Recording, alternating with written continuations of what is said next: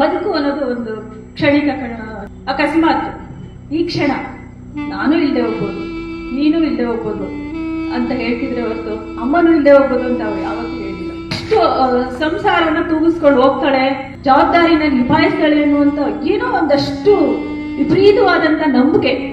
ಸೋತಿದ್ದು ಅಂದ್ರೆ ಅವ್ರ ಮಾತು, ಅಷ್ಟು ಮಾತಾಡೋರು.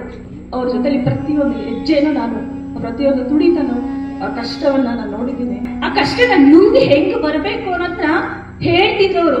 ಸೊ ಹಂಗೆ ಈ ಕ್ಷಣಕ್ಕೆ ಈ ಕ್ಷಣನೇ ನಾ ಇಲ್ಲಿಗೆ ತರಕ್ ಆಗಲ್ಲ, ನಾನು ಎದ್ದು ಬಂದು ಮಾತಾಡಿದ ಕ್ಷಣನೇ ನಾನು ಹಿಂದಕ್ಕೆ ತರಕ್ ಆಗಲ್ಲ ಅಂದ್ರೆ ಆ ಕ್ಷಣದ ಬಗ್ಗೆ ಯೋಚನೆ ಮಾಡಿ ಏನ್ ಪ್ರಯೋಜನ?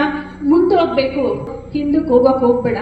ಆಮೇಲೆ ಎಲ್ಲಿ ಶ್ರಮ ಹಾಕ್ತಿವಿ ಅಲ್ಲಿ ಫಲ ಸಿಗುತ್ತೆ ಅಂತ ಹೇಳ್ತಿದ್ರು. ಮತ್ತೆ ಅವ್ರು ನಂಬ್ತಿದ್ದು ಒಂದು ಪ್ರಕೃತಿ ಅಂತ. ಆ ಪ್ರಕೃತಿ ನನ್ನನ್ನು ಕಾಪಾಡುತ್ತೆ. ನಾನು ಈ ದೇಶಕ್ಕೆ, ಈ ನೆಲಕ್ಕೆ ಅಗತ್ಯ ಇದೆ ಅಂದ್ರೆ ಅದನ್ನ ಉಳಿಸ್ಕೊಂಡು ಹೋಗುತ್ತೆ ಅಂತ ಹೇಳ್ತಿದ್ರು. ಒಂದು ವೇಳೆ ಇಲ್ಲೇ ನಮ್ಮ ಏನು ರಾಜ್ಯದಲ್ಲಿ ಅಕಸ್ಮಾತ್ ಯಾವುದೇ ಅಪಘಾತ ಇನ್ನೊಂದಾಗಿದ್ರು ಖಂಡಿತ ಅವ್ರು ನಮ್ಮನ್ನ ಬಿಟ್ಟೋಗ್ತಿಲ್ಲ. ಆ ತರದ್ ಯಾವ್ದೋ ಘಟನೆ ಆಗಿಲ್ಲ, ನಾನು ಅವ್ರನ್ನ ಉಳಿಸ್ಕೊಳ್ತಿದ್ದ. ನನ್ನ ಪ್ರೀತಿ, ನನ್ನ ಮಕ್ಕಳ ಪ್ರೀತಿ ಅಲ್ಲಿ ತನಕ ಸಾಕಾಗ್ಲಿಲ್ವೇನೋ ಅಂತ ಅವರು ಒಂದು ಆ ದುರ್ಮರಣಕ್ಕೆ ಜವಾಬ್ದಾರಿಯನ್ನು ನಾನೇ ತಗೋತಾ ಇದ್ದೀನಿ.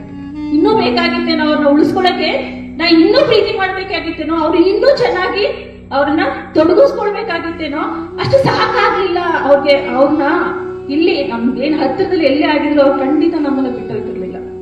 ಇಷ್ಟನ್ನ ಮೀರಿ ತಗೊಂಡೋಗಕ್ ಆಗಲ್ಲ ಅನ್ನೋ ಕಾರಣಕ್ಕೆ ಅಷ್ಟು ದೂರ ತೆಗೆದುಕೊಂಡೋಗಿ ಸೊ ಹಿಂದೆಯಿಂದ ಬಂದು ಆ ವಿಧಿ ನನ್ನ ಗಂಡನ ಕರ್ಕೊಂಡು ಹೋಗಿದೆ.